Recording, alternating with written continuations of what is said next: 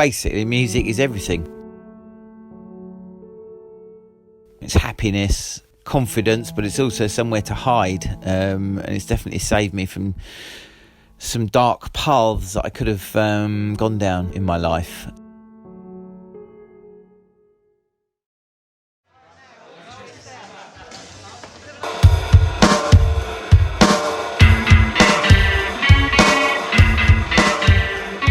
I probably started playing at about 17, but music meant more to me earlier than that, in my early teens. So, and it's all I've ever wanted to do: write songs, be in a band, and play live gigs. That track was part of our 365, which is 365 songs we're releasing this year. Yeah, one a day. At 365, it was a bit like a huge dam that had welled up with frustration, pain, sadness, and it came out in writing the 365. Somehow I managed to channel all of the sorrow into music. But if I think about sitting down and trying to do it now, to be honest, I don't know if I could. I think at the time it just flowed out like some kind of crazy psychotic adrenaline rush. It's probably how I could probably best describe it.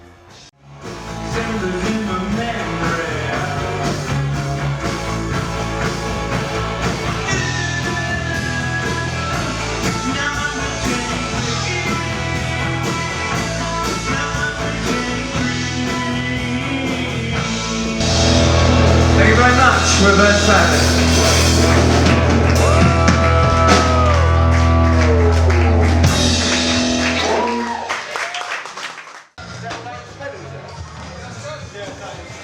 The getting the band together was the easy, because the core musicians were all ex-members of the Tuesday Club and people I've worked with, in some cases, for over 20 years.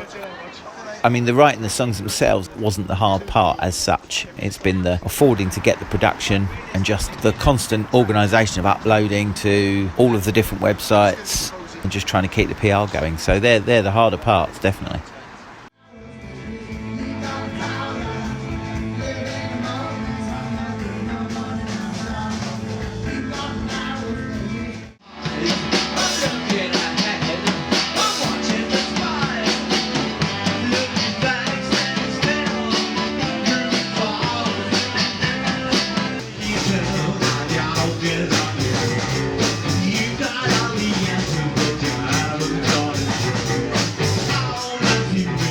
I'm not sure when exactly, it was just something that was there. So Dermot was saying how he was writing a song a day for a year. Okay, it's interesting, very interesting. Let's see how that turns out, and it's turned out very well. Just thought it was a mad project, mad idea, and it's typical. I was not surprised because I know that, having worked with him for years, that he's very prolific and he writes songs all the time. He's got reams and reams of books full of lyrics, so it doesn't surprise me that he can write a song a day for a year. And it's just surprising he kept it going. We've done other projects under other names before, so yeah. Basically, anything I've ever done with music involves him. He won't leave me alone, but it's good. It's pretty incredible. So there's so much variation. There's a story. It's basically like being parted to somebody's journal for every day of the week, for a whole year. So it's very exciting. You never know what you're going to get. Each sampler and each EP is just full of surprises. Our friend Terry was the drummer in our band, the Tuesday Club. Terry died, and I decided that I was going to do something. I didn't know what, and I thought, well, what can I do? What do I know what I can do? And the only thing I really am any good at is writing songs. So I thought, right, I'm going to write songs. I'm going to write a certain amount of songs. And I thought, well, 365 songs seems an easy thing to do, write a song a day. I didn't mean it was easy as such, but that's a project to aim for. So I didn't write one a day. Some days I write about 7. They sort of flow out of your brain. Every day something different happens to you, doesn't it? Some days your good day, bad day, even your bad day turns into a good day or whatever. Someone phones you up, ruins your day. Someone phones you up, makes your day. You eat something, makes you feel sick. You eat something, makes you feel happy. Drink loads of drink, makes you drunk. Come up with all the ideas. So that's it really. And all the people you see and meet during the day, and people who make you happy, people who don't. And you know, you've got social media going on these days. It's not, you're not short of ideas really.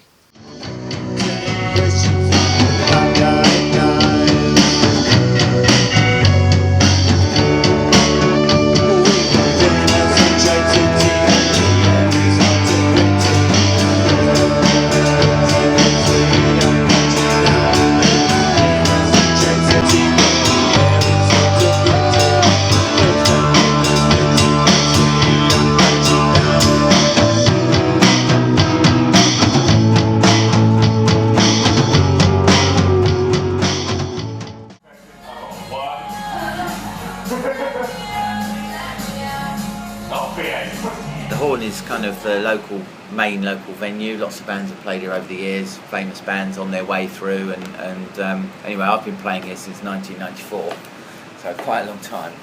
And this is where we met Terry initially, because we'd advertised for a drummer in the band that I was in at the time, The Scratch,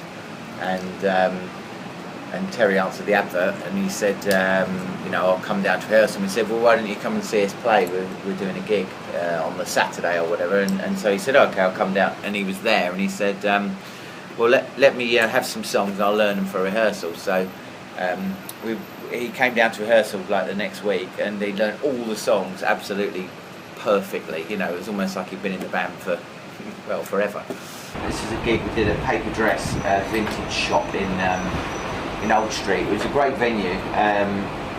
Basically the band set up in the shop window, so behind there is the actual shop window, so Terry's actually sitting in the shop window there, and this is one of our favourite kind of shots of him.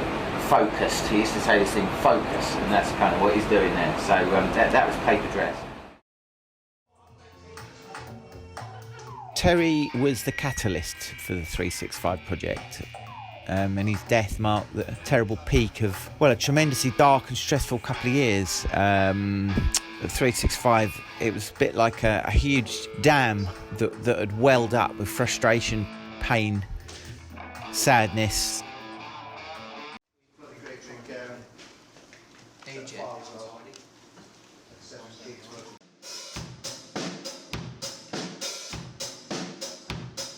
We need the track in here. In the monitors. Is it? It's... That's all right. Click your dongle. Our friend Terry is the drummer. Yeah, this is like one of those kind of art installations you go to at the Tate Gallery. You know, it's not just the art, it's the ideas behind it, the meaning behind it, the logistics. And I think at this point we have to thank Steve Honest. Yeah. Steve Honest, Hackney Road Studios, for absolutely helping with mixing, producing, etc. But the key thing for me is it's an art project. I don't think any band in the world has ever done this before. 365 songs in 365 days, 7-track EPs, 52, etc., etc. Frank Zappa recorded loads of stuff but never released it.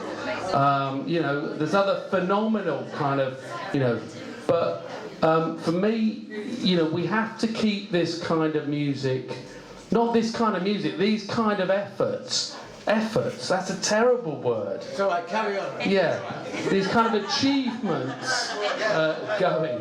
So please put your hands together for the Reverse Family!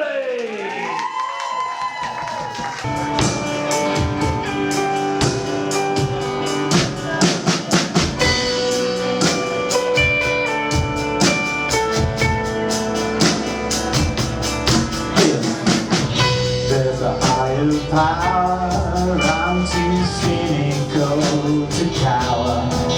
Of my sins, they're just too awful. I'm not really sure, be it bullet, be it or be it something God forbid that is lawful.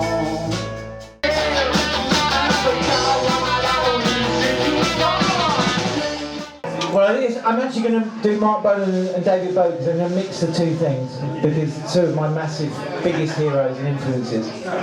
Now, David Bowie once said, not only is this the last gig of the tour,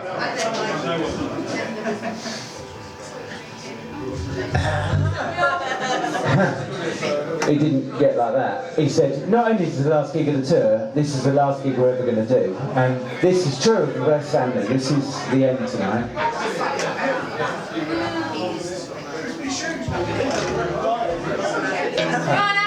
But also, Mark Bowden did on his last show, he said, this is for the cats, and he said, this is Dave, and for all the cats, you know who you are, and you're the cats, and that's Dave, and this is Hand of God. If anybody wants to buy the vinyl, it's your last chance tonight, so thank you so much. I'll see you again in a million other projects in the future, but this is Dermot Illogical bowing out, okay, this is Hand of God. There's a lot of people who've said how crazy and great it seems to them. You know, it's sort of in the background, but the people who've been really out there and vocal have made a massive difference to me and kept me on track. And finally, I'd like to obviously hope that from wherever he is now, that Terry would be proud of still being part of my music.